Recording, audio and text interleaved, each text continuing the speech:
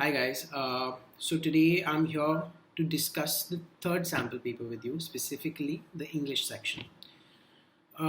So what I'm going to be doing here is I'm going to analyze the paper for you as much as I can, maybe hopefully break it down to see what sort of questions we can expect in the future in the paper specifically, right?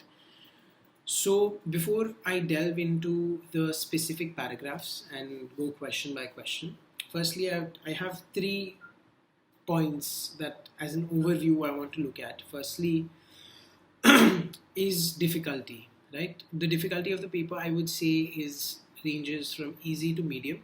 It's not a very difficult paper to attempt at least all the questions.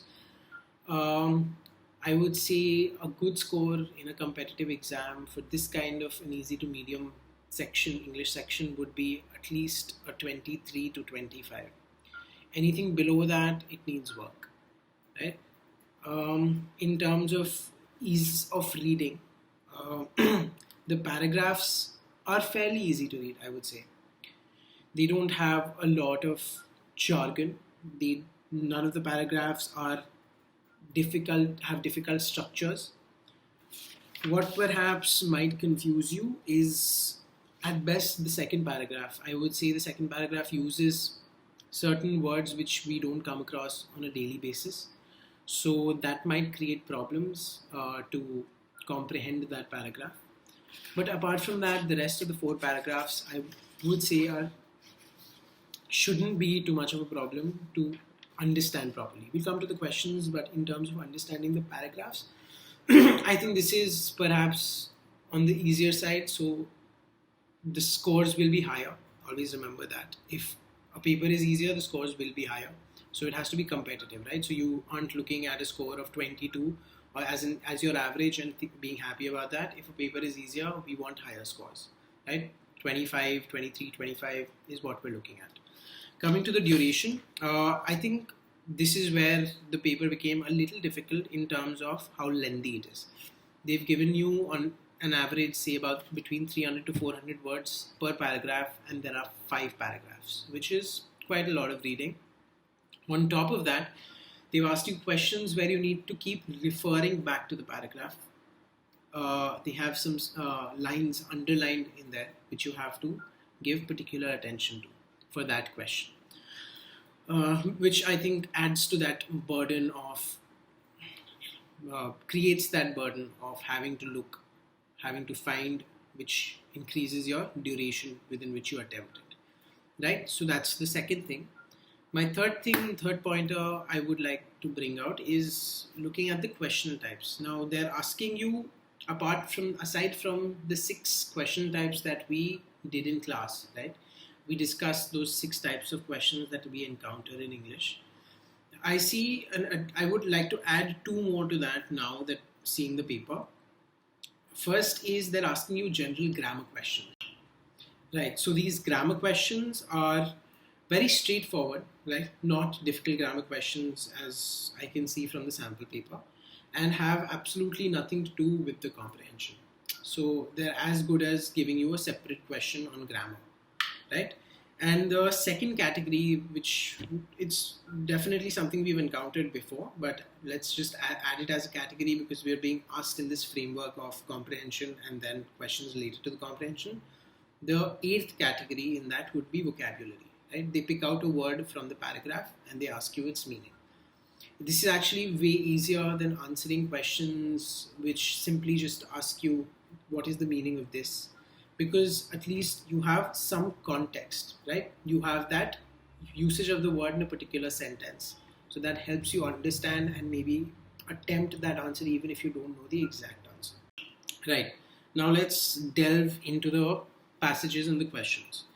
So what I'll be doing for you is firstly, for the first passage, I'll be explaining paragraph by paragraph the intent with which you have to read and retain information. I would want all of you to follow this method and try and apply it to the 2nd, 3rd, 4th and 5th paragraphs and see if that helps you better, right? So coming to the first passage, they're first understanding the style of writing in the first passage. In this paragraph, we can possibly be confused between an expository style of writing and a narrative style of writing. Why a narrative style of writing? Because the author uses her own experience. If you read the third paragraph, my experience of feeling unwell for years before I got a diagnosis tends to give it that narrative twist. But at the end of the day, the author is only trying to explain you what the issue with autoimmune diseases is, what the issues are, right?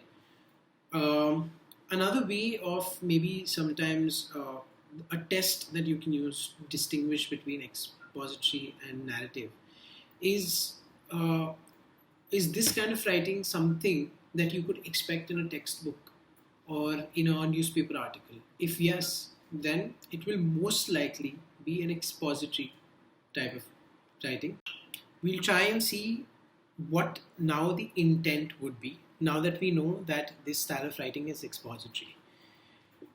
Very simply, in expository, your intent is to see, you know that something is being explained. So your intent firstly is to see what is being explained, and second, how is it being explained. Now we'll try and apply this to this paragraph.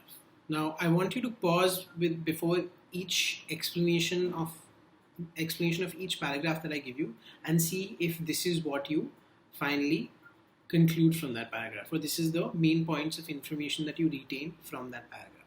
So pause now for the first paragraph. Okay, for the first paragraph, after reading the first paragraph, what I understood was there is a debate around defining what autoimmune diseases are, because of which sometimes there is this interchangeability between cause and effect of autoimmune diseases. Pause again for the second paragraph.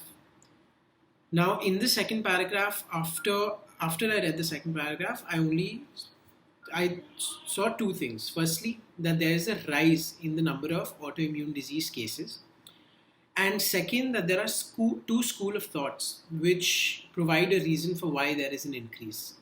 Right? First school of thought said that because we live in an overly hygienic condition now, so our immune systems are not used to that much dirt, are not built to protect us against germs that much. And second says that on the contrary, because of the sort of products that we consume now, which use a lot of chemicals, maybe our immune systems are getting weaker because of that. Coming to the third paragraph. In the third paragraph, it gives you three things, right? Three broad things, which is how difficult it is to get diagnosed, how difficult it is to get treated, and why is it difficult so. The first two only show you an extent. You don't need to remember any more information. The third aspect, which is why is it difficult, after reading the paragraph, the points that I jotted down that I remembered were that there are no specific centers or specific doctors for dealing with this, and that is because people don't understand the disease, and therefore funding is there's a shortage of it. You can pause for the fourth paragraph now over here. So what the fourth paragraph tells me is how patients feel about when they contract an autoimmune disease.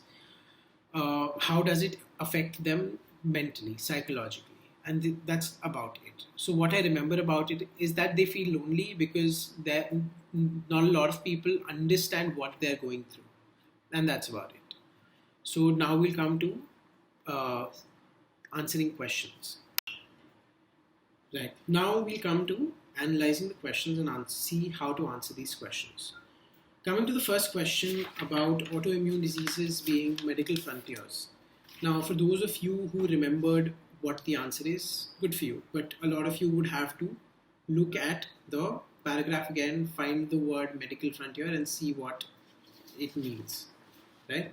So if you look at the second paragraph, the first sentence, it says, in fact, autoimmune disease is as much of a medical frontier today as syphilis or tuberculosis was in the 19th century. Now, what this sentence suggests to me is now they're talking of autoimmune disease as a medical frontier to show the extent of this being a medical frontier.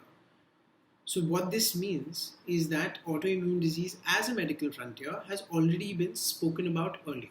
So my answer would reside in the sentences preceding this sentence.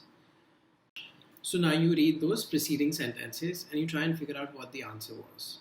Now, I think a lot of people would have had, so this is a question that is actually checking vocabulary in a way, because it's tricky in the sense that we understand frontiers as a boundary, right?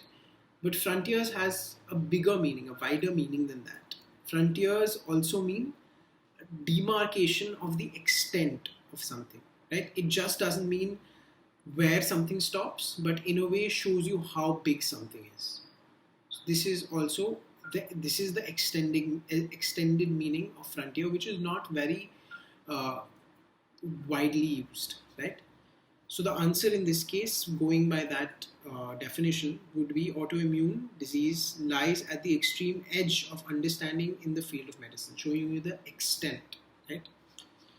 Coming to the second question, according to the theory, according to the passage, which of the following is most likely to be supported by a proponent of the broad immune system theory? So this falls into the category of an inference-based question. I'm sorry, so does the last question. Even in the last question, you have to infer what they meant by medical frontier and therefore answer your question. Even in this question, this is an inference-based question. So I believe even this question is slightly tricky in that some people might think a combination of all these three might prevent you from ever getting a disease, and that's what the solution is in the heads of broad immune system theorists. But that is not the case, right? The case is that they want you to use soap and hand sanitizer or just any means of cleansing in a reasonable way and not excessively. They don't want an excessive hygienic environment for you, right? So the answer in that case would be in the detail of the word judicious. And you have to look at the other words being used, which is excessive washing of hands and incessant use of disinfectants. This defeats the purpose. Right? Now we come to the third question. The third question is a big picture question, right? The main idea of the passage. Anyone who has followed the paragraph-wise delineation that we did, and anyone who reads the paragraph with the intent of finally recognizing what was being spoken about will, on any given day, answer this question absolutely correctly, and the answer to this question is D, 1.3 D, right? The fourth question is a vocabulary based question. All of those who have probably done word power made easy, right? This would be an easier question for you.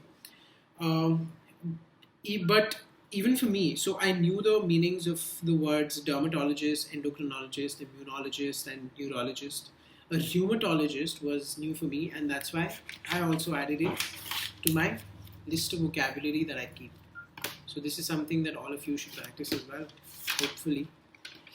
But so the answer here is just simply vocabulary. I can't help you much over here. There's no context around the sentence as well when I checked. So in this case, the answer is A. There's no other way of finding out. Okay, so coming to the fifth question. In the fifth question, we have to find the meaning for enduring new reality. Now, if we look at all the options and we specifically look at B, once we reach B, we see that recent chronic illness, the three words there, recent chronic illness, are almost a literal translation of enduring new reality, right? In this specific context, if I wanted to translate enduring new reality in synonyms in this context, I would say recent chronic illness, an enduring reality. What is this reality? This reality now is my illness, right? Enduring illnesses are what? Chronic illnesses, and new, another word for new would be recent. A recent chronic illness is my enduring new reality. Simple. Now we come to the second paragraph. Okay, so the first question in the second passage, before the question, the style of writing is very clearly a narrative style of writing. So in a narrative style of writing, what is it that we are looking at? What will be our intent? Our intent will be to figure out what is the narrative built around, right? So what we're trying to pick on or say is the narrative trying to build on a theme, Is the narrative trying to build on events? Is the narrative trying to build on characters?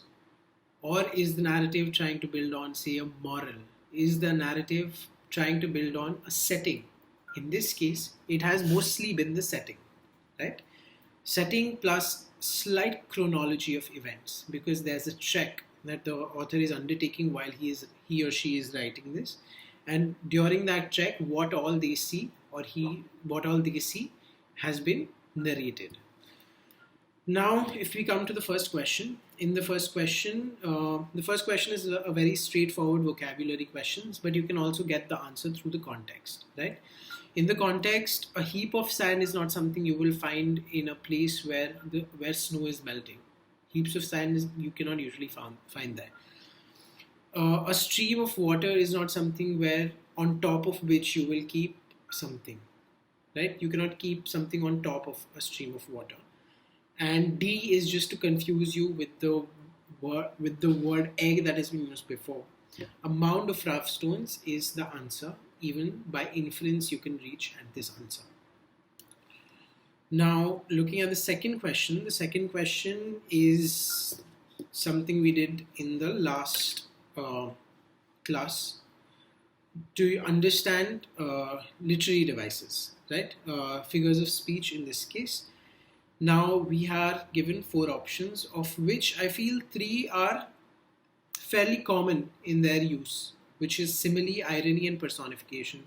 Simile means to compare something or an aspect of something with something different. Irony is when you say a certain thing and mean the opposite of it. And personification is giving human-like attributes to non-human things. Now the only problem that we can have is with synecdoche. It's pronounced synecdoche. Now what does synecdoche mean? Synecdoche means using a word to, or using a part to represent a whole, or using a whole to represent a part. For example, you can say, when I say I bought new wheels, I mean I bought a car. So I'm using wheels to represent the car. Now we very clearly know that synecdoche is not something which is being followed here. There is no whole and parts being represented by each other. We know that irony is not present, and personification is something we can be slightly confused about. But you are not giving human attributes to the bird, right? You're saying the bird is made up of paper with writings on it. So it's a simile where you're trying to compare an aspect of something, which is the bird's wings, compare it with something different, which is when Buddhist monks throw white paper with writings on it into the air. Okay, so coming to the third question now. So the answer in this case obviously would be simile, right?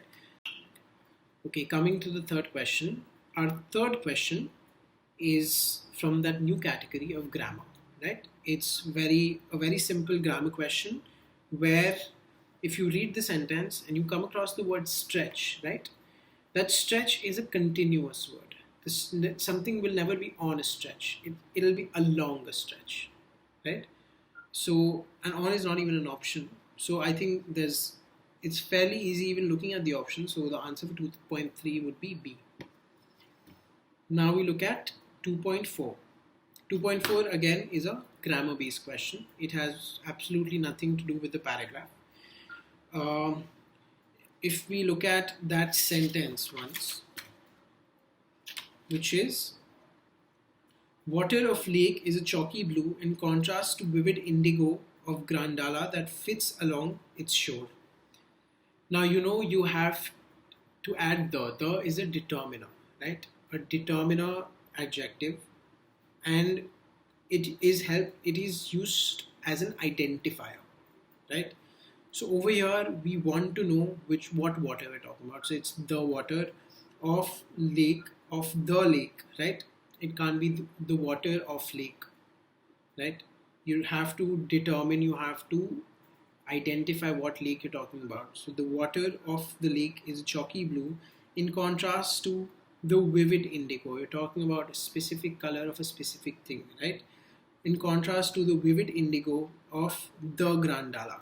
right? Again, a very specific thing that you're trying to talk about. So determiner will be added wherever you're trying to specify which exact one you're talking about. Very simple again. Moving to the fifth question. Now, in the fifth question, other than this solitary creature, Goshala is deserted, cold cross currents of wind wrapping us in clouds, which is the solitary creature that the author refers to in this sentence. Now, this was a very peculiar sentence if you didn't follow the paragraph to its very like chronological sense, right? Where you would think that but there were multiple creatures, so why would there be fewer creatures? I mean, why would the author be trying to talk about only one creature? So once you read it properly, right, you will understand that there was a chronology going on. First, the author was around this bird, then the author was around this animal, and now this is the only bird that is left. And which bird was that? It was the robin-eyed centaur. It's given in the last or the second last line in itself. Okay, coming to the third paragraph. The third paragraph I found was perhaps one of the most interesting paragraphs in this. It told me something about something I had no idea about, that there existed a pool like this. For all of those who were interested, something I did as soon as I read this paragraph was Google this pool. And there's images online. Okay, so we'll start with style of writing. This style of writing is very, very simply, purely descriptive, right? The author is trying to describe a certain place, how it looks, what the author might be trying to draw analogies, but at the end of the day, the author is just trying to paint a picture for you, right? What it used to be like before the 60s, before independence, and post the 60s, when Indians got to become members of this club. Now, in descriptive styles, again, the intent would be a little similar to your expository styles, because what you're trying to see is what is being explained, what is being described, and how is it being described, and that's about it, right? And you will understand when these two questions you keep in mind while reading, you will pick out the important bits in the comprehension, right? Okay, coming to questions. The first question was a inference-based question, right? Who are the pink people referred to by Salman Rushdie? Now, even within its context, it's very clear that the pink people being referred to are the Britishers or the foreigners, right? Also, Indians till 1960 were not allowed to become members. So, in that context, also you'll understand that only Britishers or the British Raj could be being spoken about over there. The second question, coming to the second question is an interesting question. It's sort of like a logic question, but this is very representative of how inference-based questions in English work. To find a premise, see the second premise, and derive a conclusion, right? Or satisfy a conclusion. So in this case, so we'll go in detail when we do our inference-based questions ka class. But for this question, it was very simple for you to, people who get confused by seeing mathematical or logic-based questions, you don't need to worry about it. I think like especially when you would see this in an English context, it would worry you even more. But this was a very simple question, right? It told you this, that the pool in the shape of India, the author would want should align with the map of India, which is Kashmir in the north, Kanyakumari in the bottom. But what the author said was, instead what the builders did, they tilted it 90 degrees counterclockwise, right? So your Kashmir came here, your Kanyakumari came here. And you know that the diving board is at the head of Kashmir, right? So your diving board is somewhere here. So if you're on top of that, what are you looking at? You're looking at Kanyakumari. But now Kanyakumari is in the east and not in the south, right? It's that easy. So you're looking eastwards. So this would also come in your inference-based questions, because you have to build on the knowledge that has already been given to you. Right, coming to the third question. This is again an inference-based question. You have to identify what the meaning of crane is over here. So if you look at the part of that passage, Yet another skyscraper is under construction. A crane perched atop its shell. So the cage-like structure in a mechanical crane is called a shell, right? So in that sense as well, and generally because it's towering over a building, it's looking like a mechanical lifting device. It's a very literal translation, to be honest. 3.4. Choose the odd one from amongst the following. This is again a vocabulary based question. This has got nothing to do with the paragraph. It's in fact legal vocabulary if you've reached that far. Picket, ghirao, strike. These are all forms of protesting, right? Usually all three of them are a way of protesting against protests by labor forces. Flood is a different kind of public upheaval, could cause a different kind of public upheaval. But in any case, it's a natural disaster. It's nothing to do with picket, ghera or strike. Coming to the fifth question, the Raj as used in the passage, I'm sure all of you would have answered this. A very straightforward question. The Raj is the British Raj. Now we come to the fourth passage, starting again with style of writing. The style of writing is very clearly expository. It's trying to explain what is happening with our sleeping patterns now in comparison with some historical patterns. So the intent with which you're supposed to be reading is what is being explained, what aspects of it are being explained, and how it is being explained. So these are the questions that you keep in mind while reading expository style of writing, right? Now coming to the questions, the first question is an inference-based question, right? So one thing that I did over here, which is probably not the right thing to do, I erred in this, that I got fixated on the words developed nations, right? I thought, so because there is this trichotomy of developed nations, developing nations, and underdeveloped nations, right? So developed nations is a very peculiar meaning in that context. But over here, what they mean by developed nations is just simply an industrialized nation. So if that meaning was to be imported into this term, then the answer is B, which is what was intended. But even if you go by elimination, there is also no other option that works as well. So the answer even by elimination should be your answer B. The second question is again a very simple vocabulary question, right? In this, you can also infer from the context that your answer is going to be D, a period of certain kind. A period of activity of a certain kind. 4.3. Your 4.3 is again an inference-based question.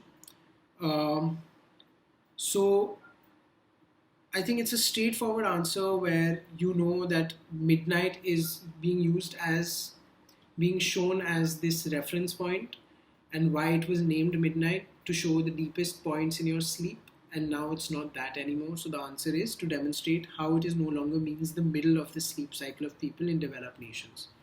B. 4.4, based on the 4.4 is a supporting idea questions. We haven't come across this yet in all of our passages, but what are supporting idea questions? Answers to which questions can be directly picked out from the paragraph, right? There is no inferences that you have to think about, no premise and conclusion that you have to draw. It is simply the answer is given in the passage, you have to just pick it out and answer it. So the answer for 4.4 will be C. Humans can sleep in a mix of monophasic and biphasic patterns. Coming to 4.5. 4.5 again is a supporting idea question. Based on the information in the passage above, which of the following is true about the sand of Namibia? While reading the passage, you know you encountered the sand of Namibia in the starting of the third paragraph. The starting of the second paragraph, my bad. And therefore, you just look at that again. The answer is very simply just given over there, and the answer would be your A. Right? They sleep in a monophasic pattern in winters and biphasic pattern in summer. Your question 6 now is also a supporting idea question.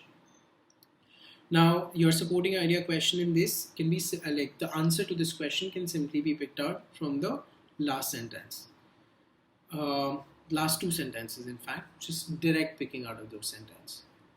Coming to now to the seventh question. Which of the following would be the most appropriate title for the passage? This is your big picture question, main idea questions. Now, if you've read this properly, you know what all has been explained. If you followed the intent, you know what is being explained, you know what aspects are being explained and how they are being explained. Using these 3 pointers, you can easily answer the seventh question. So the answer to this is answer B, right? Modern lifestyle leads to sleep bankruptcy, right? This was what the author was trying to bring out. The fifth passage I felt was the easiest of them all in terms of reading, in terms of question. So the only problem could be that there are 8 questions, and so it could be time consuming. But in any case, easy to answer, right? So your first 3 questions. So firstly, writing style. Writing style is a narrative, right? The author is trying to explain certain events that took place. And the intent over here for you would be to understand the sequence of events and understand what is happening in each event, right? The basic idea of each event. Now, I'm going to really go fast with these because these are very easy, right? So the first 3 questions are supporting idea questions. You don't need to use a lot of your brain. The answer is directly there in the question itself. So the answer would be C. First answer is C, second answer is A, third answer is D. Fourth question now is an inference based question, because based on the information set out in the passage, which of the following is most likely to be true? You have to infer and extend this logic to its up to a reasonably logical conclusion, right? So in the present case, what you know is that once Rajendra Kumar asked Mohan Kumar to do a certain thing, which is called Bertrand Russell, and ask him to act in their movie, there was some sort of reservation, right? There was some sort of reservation expressed by Mohan Kumar, which shows that Rajendra Kumar was definitely more audacious, more willing to take risks, right? Therefore, 5.4 answer would be B.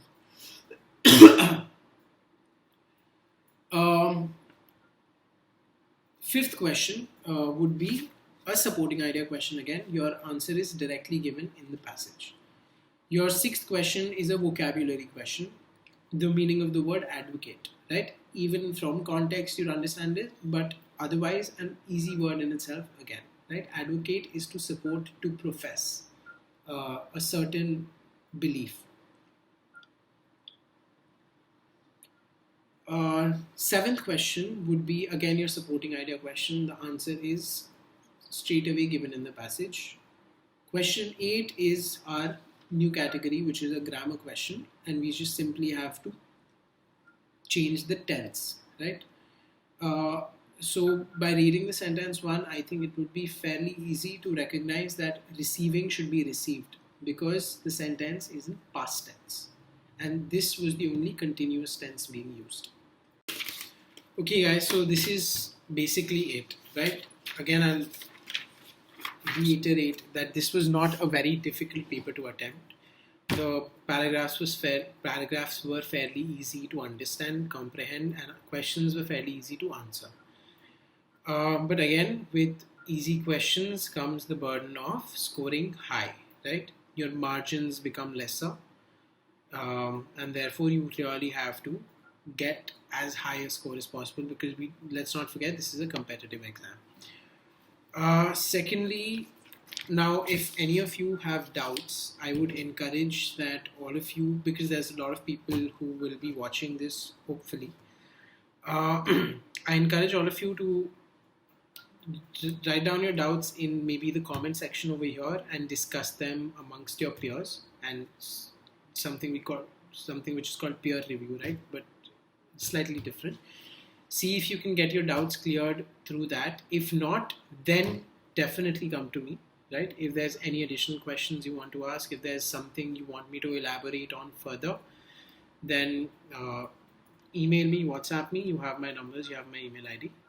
And that's about it. See you in the next class. Bye.